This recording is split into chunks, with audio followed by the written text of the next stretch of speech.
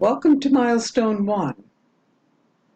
We have several things to accomplish in Milestone 1, and it's important for you to read the instructions for each task carefully.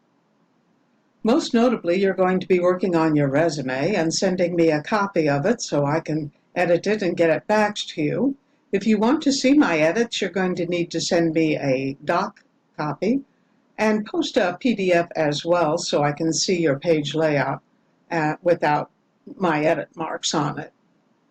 And then you're also going to develop a personal SWOT analysis.